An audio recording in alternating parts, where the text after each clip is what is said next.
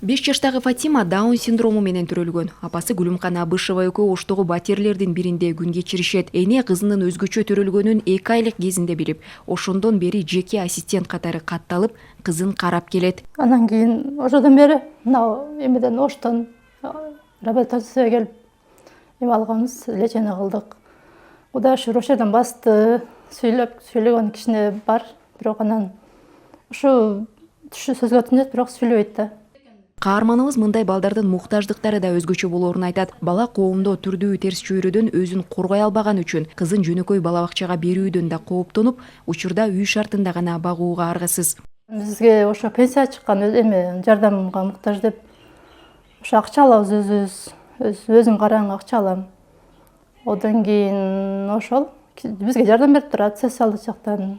Сүйлөткөнгө аракет кылыш керек экен буларды окутканга. Спортсмендер кызыктырат экен, кызыгышат экен булар. Алып барып көрдүңүзбү? Жок, алып барып көрөлүк. Ошо быйылдан баштап көрөбүз деп атабыз. Саламатсыздар. Денсаулык жакшы? Фатима кызыңыз жакшыбы? Жакшы, шүгүр. Фатимадай шаардагы өзгөчө балдар менен социалдык кызматкерлер тыгыз иш алып барышат. 3 айда бир үй бүлөнүн абалын текшерип, баланы караган жеке ассистенттерге мониторинг жүргүзүшөт. Белгилей кетсек, ушул тапта Ош шаары боюнча 720дан ашуун жеке ассистент өзгөчө балдарды карайт. Ошолорду биз 4 социалдык кызматкер бар. МАП боюнча бөлүп алганбыз. Айыл өкмөт боюнча.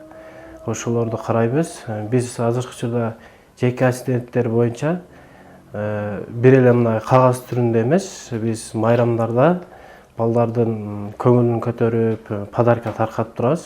Баланын акыбалын сурайбыз, өз көзүбүз менен карайбыз. Мындай оорусуда өзгөрүш барбы, мындай ошондой кылып жазып кетебиз. Мындан тышкары шаар боюнча 3000ден ашуун мигранттардын балдары каттоодо турат. Ал эми 35 үй бүлөнүн баласы турмуштук шарты оор деп бааланган. Алардын укугу кагаз жүзүндө гана корголбой, ишке ашыш үчүн башкармалык функционалдык милдеттерди так аткарып жатабыз дейт. Өзүңүздөр көрүп атасыздар, азыр замандын талабына ылайык абдан көп туугандарына таштап кеткендер абдан көбөйүп атат да. Бирок ошолордун документтерин баягы көзөмөлгө алып, документтерин баягы мындай айтканда тактап камкордукка бергендер азыраак болуп атат. Ал деген сөз туугандарына мыйзам чегинде камкордукка таштаган адамдарыбыз аз да. Аларды канча ирет биз баягы түшүндүрүү иштерин жүргүзүп, ошол муниципалдык башкармалыктарда, мектептерде канча жолук баягы тегерек столдор болду. Ошондой эле биз телевидение аркылуу деле убактылуу көзөмөлчүлүк, камкорчулук боюнча биз маалыматтарды жеткиздик. Бирок ошого карабай баягы элчилик экен да буга эме кылбагандар, баягы таштагандар эме аз десем болот да.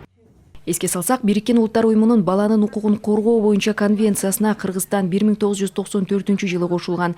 Ага ылайык балдарды зомбулуктан, басмырлоодон, катаал мамиледен, эксплуатациялоодон жана кайдыгерликтен коргоо милдетин алган. Сезим Сагынбекова, Бектур Калыбек уулу, ЛТР, Ош.